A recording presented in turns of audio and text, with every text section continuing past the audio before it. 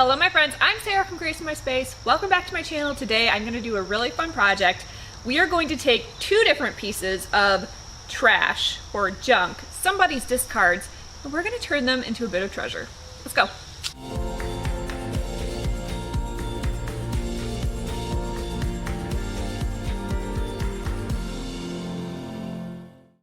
Welcome to my next project. I bought this dresser at a local Habitat for Humanity restore for $35. It's in pretty good condition except for the veneer top that is completely coming off. And so I'm going to be refinishing this dresser using a brand new to me process that I'm going to take you along for. Now, if you're new to Grace in My Space, what I really want you to know is that part of the Grace in My Space portion of my brand and of my company is that I want to show you the entire learning process, because we have to have grace for ourselves while we're learning and while we're updating our home and while we're figuring out new skills. So along the way, I'm going to be sharing everything that I did, including the fails, so that you don't make the same mistakes and so that you can do it right the first time and not have the same frustrations. And I hope that that is just helpful for you to kind of see somebody who's learning it, because you probably don't know how to do this yet either, which is why you're watching this video. And then when you go and you start your project, you'll know better from the beginning and you'll have learned from my mistakes. Okay, now I will link the tutorial for how to remove veneer from an old piece of furniture for you in the description, because I found it to be an extremely helpful tutorial and it's the method that I'm using today. Hopefully it'll actually work, we'll see. But I've had this damp towel sitting on the dresser for over an hour now. The veneer was already super loose, but you can already see, look at that. I might not even have to use the second half of the method, we'll see. I'm gonna just pull back as far as I can with the putty knife. Oh, no, it's already sticking right there. So we're gonna start adding that heat and steam from our iron to the spot that is sticking. And we're gonna see how much that helps pull it up. This towel is actually from college. It's been a lot of years since I was in college. So the fact that I still have this towel is slightly disturbing.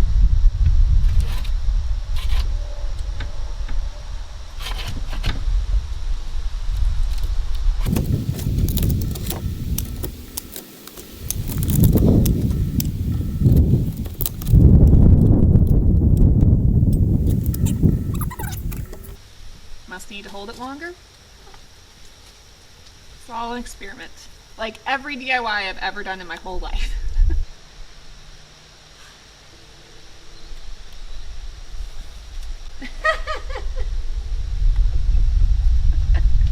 Sneak attack.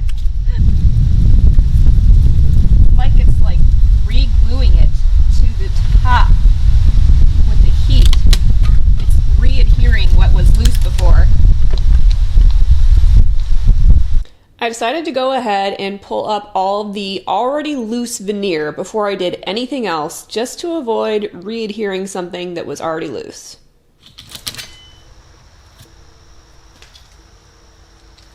Better move this. This piece cost $35 and the majority of it was already stripped. All this raw wood, I love the way it looks already. So it's just this top piece that I really need to focus on, but it's definitely going to be a project. All right, I let it soak for another hour. I thought maybe it just didn't soak long enough. So we'll see. Seems like that spot that I ironed is actually like the most stuck on. I feel like it glued it instead of ungluing it. I'm super skeptical, super duper skeptical that this is gonna do it. But literally every single tutorial I've looked up, every single tutorial has said you need to heat it up to release the glue. Well, it seems to me like the heat is actually adhering the glue tighter. So, I guess we'll see now that I've let it soak for a couple hours.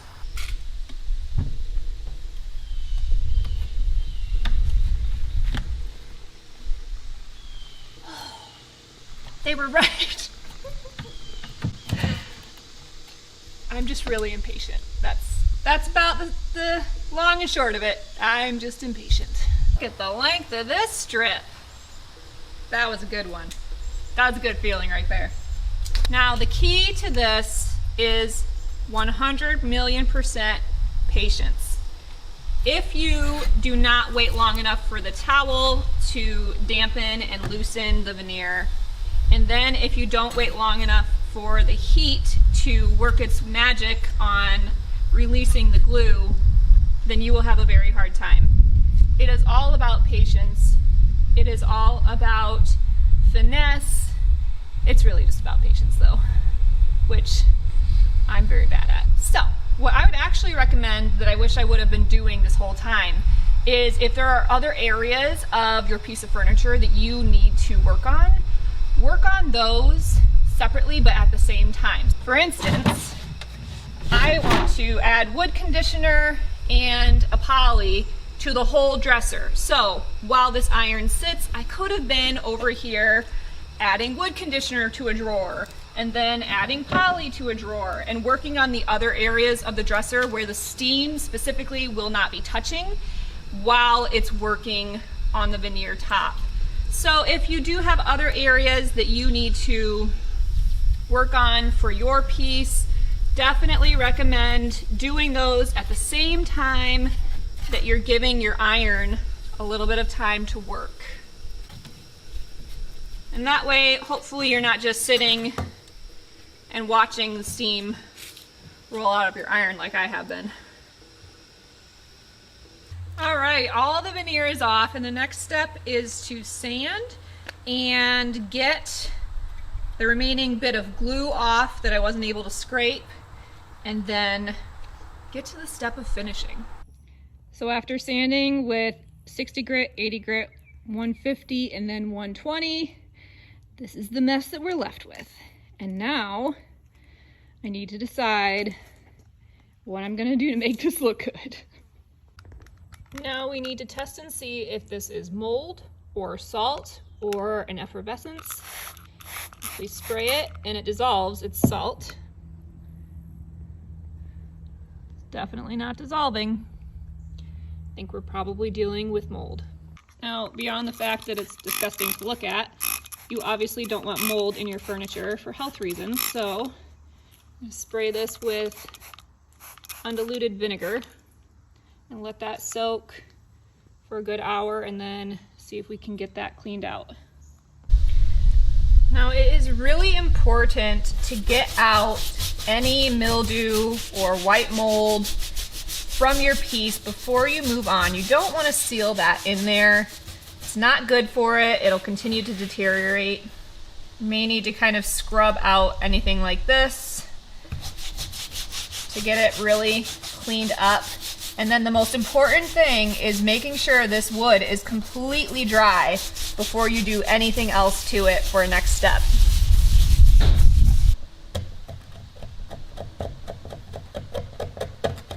Just using what I have on hand today. Today, it's garden shears. After making sure I got all of the mold out, I'm moving the entire piece out in the sun to speed up the drying process. Next, I'm going to apply a sealer. This is a matte poly, and I'm just going to apply it with a brush to the raw wood. I'm not going to do anything else to it. I liked the finish that was on it before, and now I just want to seal it up and give it a little bit more protection and durability. This particular poly is water-based. It goes on with this milky finish, and then it dries clear. And I'm going to do 3 coats and keep it this raw wood look with some extra protection. And I'm going to do this across the entire piece except for the top, which I am coming up with a potential solution for. All right, we're gonna try and finish this off with some epoxy resin. I'm gonna fill in some of those gaps first, and then we're gonna just top it off.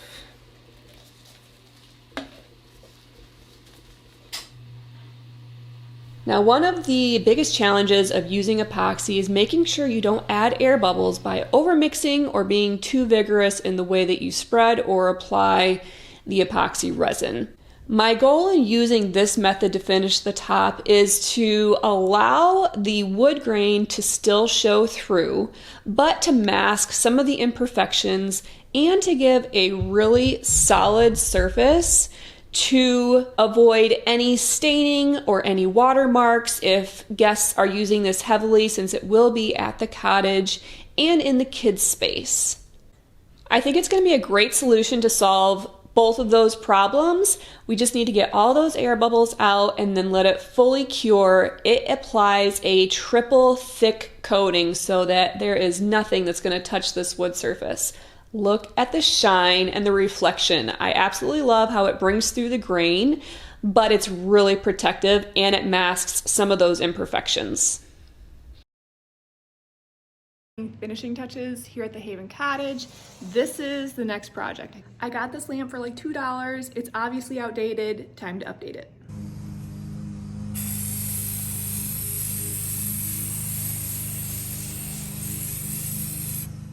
Here's a first look at the lamp. I ran out of time to complete it before our first guests were arriving to the Haven Cottage, so I added this beauty instead. We'll get back to that lamp for a finished product for you guys, but I love how the dresser turned out. It is the perfect solution for storage in our cottage loft, as well as a TV stand because it has a low profile and it fits perfectly into this little nook.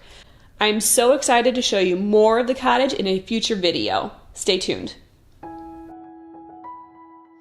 Thanks so much for watching. I hope you enjoyed seeing this whole project come together.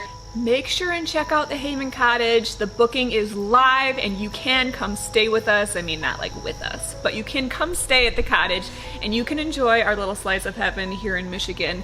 And I hope to see you here soon. Oh, by the way, hit that subscribe button. You're gonna wanna.